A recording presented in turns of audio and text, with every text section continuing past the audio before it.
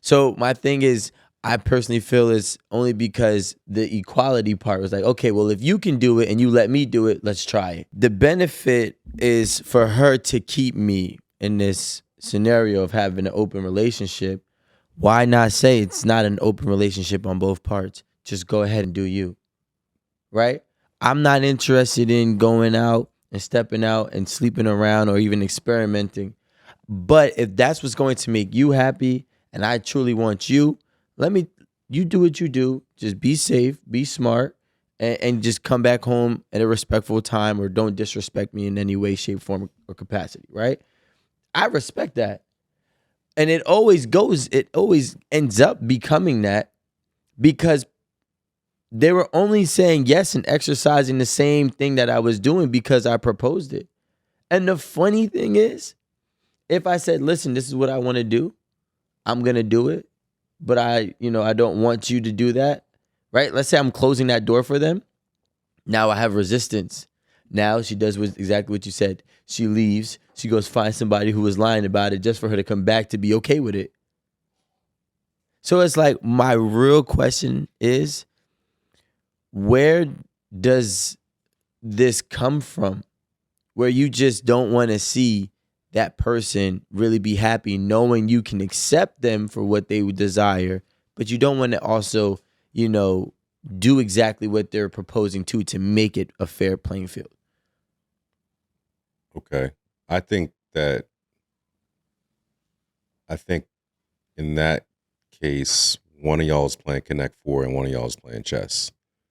Because in the long run, how you feel and you say she don't want to do this, right? And she's only accepting it because you're giving her that form of equality. Her language in her head isn't hearing it like that. Her language in her head is like, could be, where like you are showing her your immediate cards. And she's like, oh, cool, I'm gonna keep this big joker in the tuck just for when I need it. And I'm not only that, I'm gonna keep the household very cool and make him feel that like I don't want nobody else. There's nobody else. I would never do that. Become this girl's trip. I'm holding this big joker. So I think we just give up our hands too early. And I think that's why women are better at cheating than we are. They're both, it depends on which way you flip it. Chess is more strategic. She's looking at the long run. She's got to think down the line to get that king. And you thinking like, oh, I already got 3 red ones. Let me throw this 4th red one. No, flip it. He's thinking down the line and saying, I know what I'm going to always want. And I know that she's not going to be able to keep up this lifestyle that I'm proposing to her. And she's going to eventually just be domesticated and to me, faithful and monogamous to me while I can still be outside because I've already set the expectations.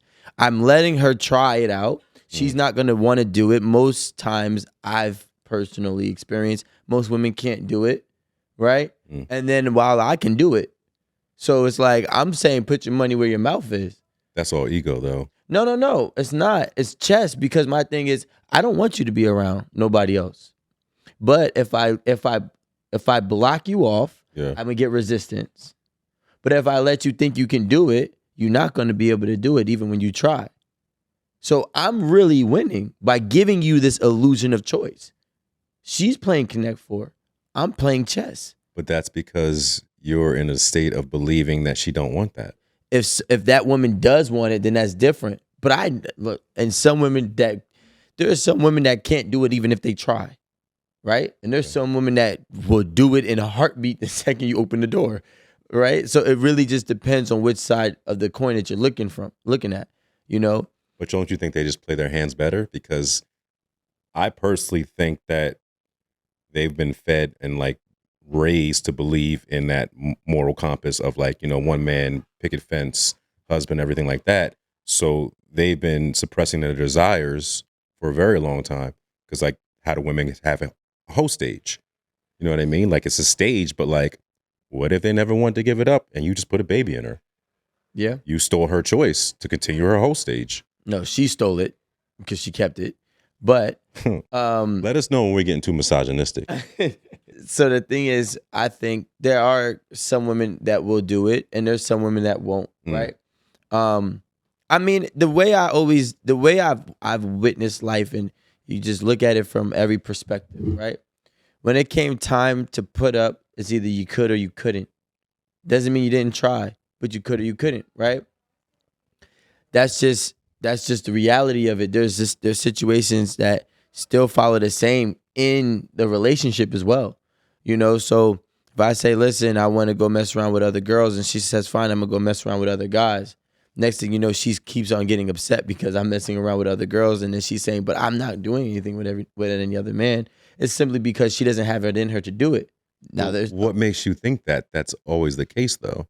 there are crocodile tears, right? And it can definitely be a game, but I mean, I base it on just you have to be able to know the person, study their behaviors, and study their truths. There's a great quote that I actually heard on a song today, literally, and basically it was like, "Who you are is, no, the real you is who you are when no one is around." So, if your mom's not there, if your teacher, your coach, your loved one, your spouse, whomever, if they're not there, who you are is who you are when no one is around. That's the real you. So, you can tell a lot by who people are when they're by themselves. And if you think that they're going to be different because they're with you, you're the one that's playing Connect Four. You know what I'm saying? A man has the ability to exercise his power over a woman, His power in what regard, though? like physical power, like in a country where the man can literally take what he would like Okay. or do what he would like and enforce with his power. So everywhere. It's superior, huh? So everywhere. You can't do that in America. Try that shit if you want to. Well, that's the thing. You can, and I think that's why women are partly the way they are, because they have to fit in so many roles to appease a man's ego on a daily basis. Hell no. The women are the most protected in America out of I'm not saying anywhere in this protected. world. I'm not saying you won't get in trouble. I'm not saying they don't have but rights. The trouble that you get in is like, it's like if you hit a woman in America, you'll go to, first of all, domestic violence is now classified as a felony. And it's not even just a regular felony where you can easily get a job after that. You know how many people have a hard time getting a job with domestic violence felonies? After putting their hands on a woman. Yes, but exactly. So imagine how much harder it is going to be to survive or have a lucrative life working when you have a domestic violence felony in America. Now, let's go to Saudi Arabia. You still go get $1 million tomorrow, easily. like it never happened. Yeah, but that doesn't say that doesn't you don't win anything for that. That still doesn't make you more of a man. It makes you No, I'm not saying more of an that. animal. What I'm saying is that women are more protected in America than any other country. Yes. Right? So because of that, yeah. Now we get into this chess game. When other places, I don't need to play chess with you, because in other places it's survival of the fittest. It's literally the hierarchy of real life, and that's the animalistic beings that we are. That's the reality, right? We can look at it from our American privileged, unrealistic societal perspective, but zoom out real quick. Zoom out and look at the world in whole. Look at Africa. Look at Middle East. Look at Asia. Look at even in the Caribbeans. Play with the men if you want to. It don't exist. So when we look at it from a full, we're only playing chess with women more so, not saying not everywhere, but more so here in America than anywhere else, because I don't need to play chess. I am stronger than you. I think that the idea of it is great. I don't think that we've executed it right. For example, I can name personal friends of mine who had lost scholarships, who have been kicked out of colleges for a woman lying on. And literally, I grew up, it may be different now for the kids that are, 18 years old, 17, 16, whatever have you. I grew up knowing we were all told in a court is your word versus hers, and hers always win. That was the way I grew up. That was what was taught to me by my peers and you know, my surroundings, right? In New Jersey, I can't speak for the rest of the country. And that was automatically eye-opening to say, well, guess what? Even if she lies on you, you're done for. So we had to manipulate and calm down situations because we didn't want to be lied on. We didn't want to be, we feared getting a woman so upset that she can lie and literally ruin our lives just like that. So I'm saying that it's not necessarily a good thing because it hasn't been executed right, but I love the idea of it, right? I love the idea of saying, okay, the smarter being wins, but you have to make it fair on both sides. Here, it's different because women have their own careers. They go to school. They have way more rights.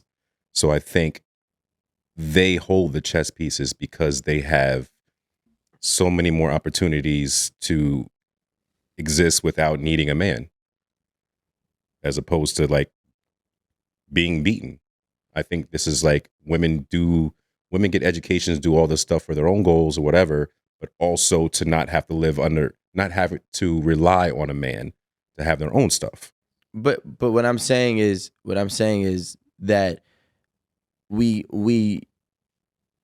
you know, there's a time in my life I remember a long time ago where I met this Costa Rican couple, and I met them in Jersey City, and they sat there and they were like, we were just having like shallow surface level conversation, and they couldn't believe that New Jersey and New York had potholes because all their life they were taught America was perfect.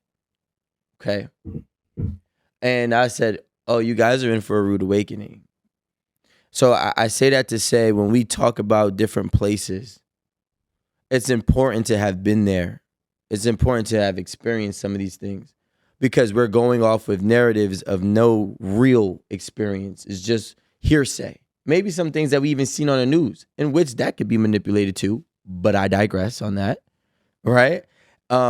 So I think it's very important because you go to these places. I personally went to these places. I've personally met CEOs of these places who are women and, you know, women who are high in that hierarchy and they look nice, but they'll bite your goddamn head off if you play with them. They don't need a man. They have their own money. And in fact, the men there say, we wish more women were like them, right? In these same countries. So I think it's important for us as Americans to start saying, you know what? Before I talk about a country, let me go there.